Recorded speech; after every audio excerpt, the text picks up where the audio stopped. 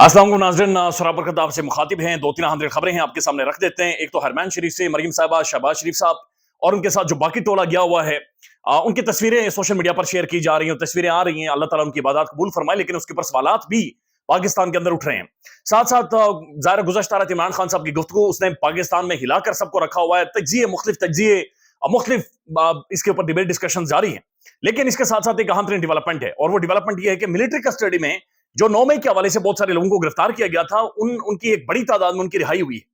अब ये बहुत बड़ी बड़ी चीज है, इट्स अ बिग इनिशिएटिव कि उनकी रिहाई हुई है और वो अपने घरों को जा रहे हैं। ये अहम तरीन डेवलपमेंट है। नंबर आपको बताते हैं। सनम जावेद और आलिया हमजा, इनके लिए जहन्नुम बना दिया गया है सरगोदा का जेल, और इनके लिए बड़ी मुश्किलात हो रही है वहां पर। लेकिन उससे भी बड़ी बात, जो पाकिस्तान के ऊपर एक धमकी दी इंडियन डिफेंस मिनिस्टर ने, राजनाथ सिंह ने, यार बदमाश जमाना ये पूरा टोला है, मोदी, अमित शाह, ये राजनाथ सिंह, फिर इनके जो फॉरेन मिनिस्टर हैं जयशंकर, तो ये एक पूरा बदमाश टोला ना सिर्फ ग्लोबली ये बदमाशी कर रहे हैं, बल्कि इंडिया के अंदर भी इन्होंने जो अपोजिशन पार्टी है उसे बिल्कुल रौंद कर रख दिया है। और इसी तरह की कार्रवाइयां कर रहे हैं जिस तरह से पाकिस्तान के अंदर हुई थी, जो सब चीजें हमने देखी थी। यानी एक पार्टी छोड़े और दूसरी पार्टी के अंदर, जब मैं स्टेटमेंट देख रहा था अरविंद केजरीवाल की बीवी की, वही ये कह रही है कि हमें ये कहा जा रहा है कि अगर आप बीजेपी के अंदर शामिल हो जाती है तो ठीक है, नहीं तो आपको अरेस्ट करवा दिया जाएगा।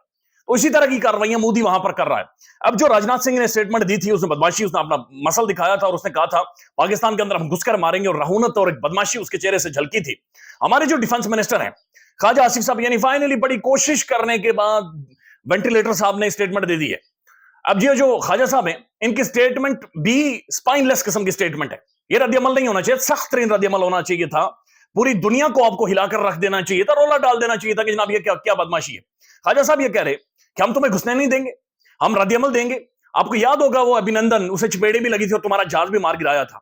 अब यहां पर सोशल मीडिया पर यह डिस्कस हो रहा है कि वो जो जहाज मार गिराया था, वो जो अभिनंदन को थप्पड़ पड़े थे, और खैरात के तौर पर, ख्वाजा साहब ने कहा खैरात के तौर पर अभिनंदन आपको वापस किया, तो वो जो खैरात दी गई थी उस बंदा कोई और था।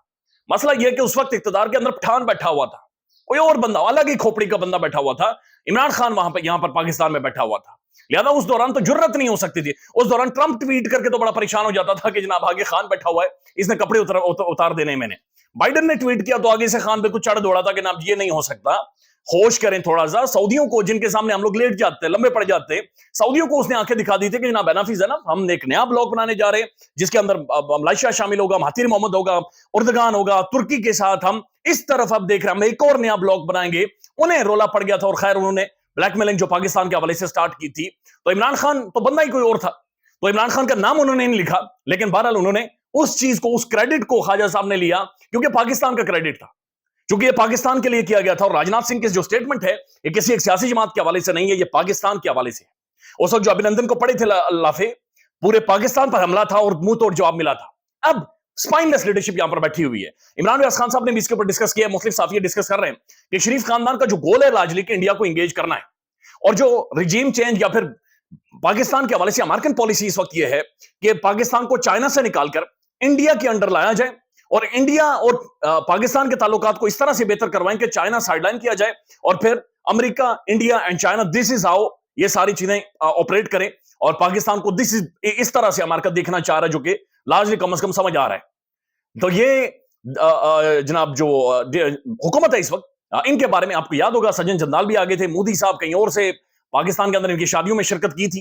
तो ये हुकूमत, और इसाक डार की स्टेटमेंट भी आपको याद होगी कि हम इंडिया के साथ ताल्लुकात खोलना चाहते हैं, हम तिजारत शुरू करना चाह रहे हैं। तो ये सारी चीजें जो कि सामने आ रही हैं, सोशल मीडिया पर डिस्कस हो रहा है कि शरीफ खानदान जब भी आया है ये लंबा पड़ा है, और इनकी जो फॉरेन पॉलिसी है वो हमेशा से कमजोर रही है, और वो चीजें बिल्कुल अब नजर भी आ रही है। ये सख्त स्टेटमेंट होनी चाहिए थी, बड़ी तगड़ी स्टेटमेंट होनी चाहिए थी।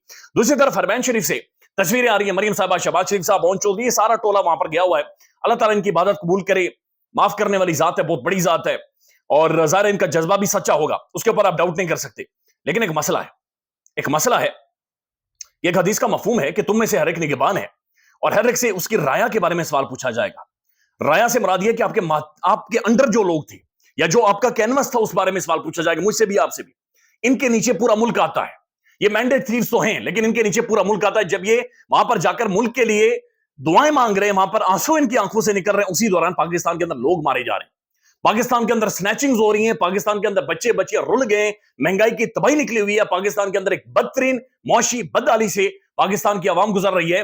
वीडियो सोशल मीडिया भरा पड़ा है, यानी हर घंटे, हर 10 मिनट बाद एक वीडियो आती है, एक बंदा चीख रहा होता है वो लूटा गया है, स्नैचिंग हुई है, گن پوائنٹ پر لوٹا گیا ہے, گاڑیاں لوٹی جا رہی ہیں, لوگوں کے گھروں کے اندر باقاعدہ سے چوریاں ہو رہی ہیں, ڈاکے مارے جا رہے ہیں, سب کچھ پاکستان میں ہو رہا ہے. جب یہ وہاں پر جا کر آنسو بہا رہے ہیں تو سوال ہمارا یہ ہے کہ جناب رایا کے بارے میں بتائیں, جناب وہ کیا ہوگا؟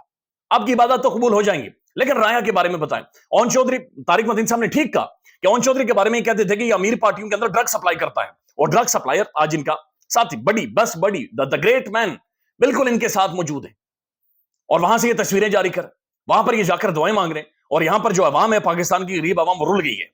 یعنی یقین مانے کہ بڑی بری حالات ہے لوگوں کے. عید کے دوران برائے مہربانی لوگوں کی مدد کریں, کوئی نہیں مانگ سکتا آپ سے, بہت سارے لوگ شاید نہیں مانگیں گے. میرے لیے حیران کن یہ تھا کہ آج کہیں پر بھی آپ جائیں تو جو آپ سے بھیک مانگنے والا آتا ہے, پہلے وہ 10 20 50 روپے مانگتا تھا, اب وہ کہتا ہے کہ مجھے پیسے نہ دے, مجھے آٹا لے کر دے.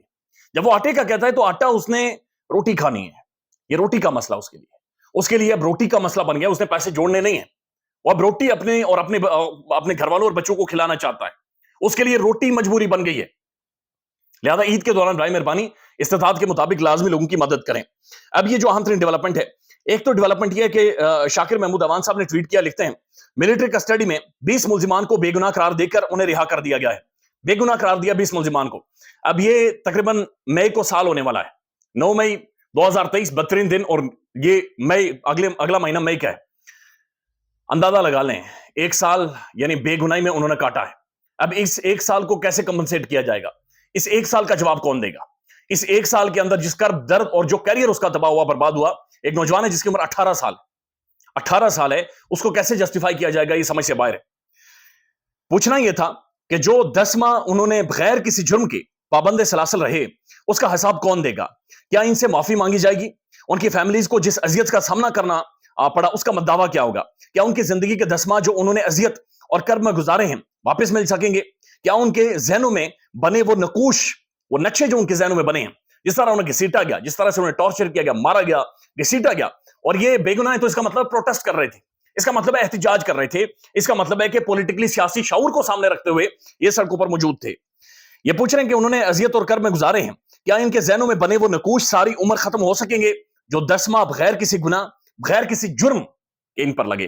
اب یہ لاجلی سوال ہے جس کا جواب پاکستان میں کسی کے پاس نہیں کہ ان 10 ماہ کا جواب کون دے گا, ان 10 ماہ کا مدعا کون کرے گا, ان 10 ماہ کو ایکسپلین کون کرے گا کہ 10 ماہ میں پاکستان کے اندر کیا ہوا ہے. شاکر محمود اوان صاحب نے ٹویٹ کیا, لکھتے ہیں صنم جاوید خان اور عالیہ حمزاد پر ظلم کے پہاڑ توڑے جا رہے ہیں, سرگودا جیل میں سہولیات سے محروم رکھا جا رہا ہے, افطاری میں 1 سموسا اور 1 کھجور دی جاتی ہے, گھر کا کھانا یا سامان فراہم نہیں کیا جاتا. عالیہ حمزہ اور صنم جاوید کی فیملیز 6 گھنٹے جیل میں ملاقات کے لیے انتظار کرتی ہیں. رمضان میں 6 گھنٹے کی فیملیز ملاقات کے لیے انتظار کرتی ہیں. جیل حکام بے بسی کا اظہار کرتے ہوئے کہتے ہیں کہ ہمیں ادارے مانیٹر کر رہے ہیں, انہوں نے تو ایجنسیاں لکھا ہوا کہ ایجنسیاں مانیٹر کر رہی ہیں, ہم اپنی نوکری نہیں گنوا سکتے. حیرانگی کی بات یہ ہے کہ سرگودا انسداد دہشت گردی عدالت کے بارے میں بھی یہی کچھ سننے کو مل رہا ہے. مجبور ہیں, بے بس ہیں, معلوم ہے بے گناہ ہیں, اور سیاسی انتقام کا نشانہ بنایا جا رہا ہے. ابھی صنم جاوید صاحبہ کے بارے میں اکثر جو لاجلی رپورٹ ہوا ہے میڈیا میں کہ مریم صاحبہ کی خاص ہدایات ہیں کہ صنم باہر نہیں آنی چاہیے, اور صنم کا ظاہر خوف بھی بہت زیادہ ہے, اور ایک لمبا ٹائم ہو گیا ہے, کبھی یہ جیل, کبھی وہ جیل, کبھی یہ عدالت, کبھی وہ عدالت, لیکن یہ ان کے اوپر سے غصہ ختم نہیں ہو رہا, یا پھر مریم صاحبہ کا خوف ختم نہیں ہو رہا. کب تک انہیں جیل میں رکھیں گے, کب تک, کس دن تک یہ اذیت سے گزریں گے؟ لیکن حیرت ہے ان کی بہادری کو, ان کی دلیری کو. یعنی یہ آج تک جٹی ہوئی ہیں, یہ آج تک لگی ہوئی ہیں, ایک قدم پیچھے نہیں ہٹا رہی, اور ہر تکلیف برداشت کر رہی ہیں. آج بھی ان کے چہروں کے اوپر سے نہ صرف اسمائل نہیں جاتی, اور سرکاسٹک جملے بھی نہیں جاتے, اور جملے جو نظام کے اوپر وہ کس رہی ہیں, جو جملے جو مریم صاحبہ کے اوپر وہ کس رہی ہیں, جو جملے وہ پورے نظام کو پاکستان میں سنا رہی ہیں, وہ بھی ختم نہیں ہو رہی.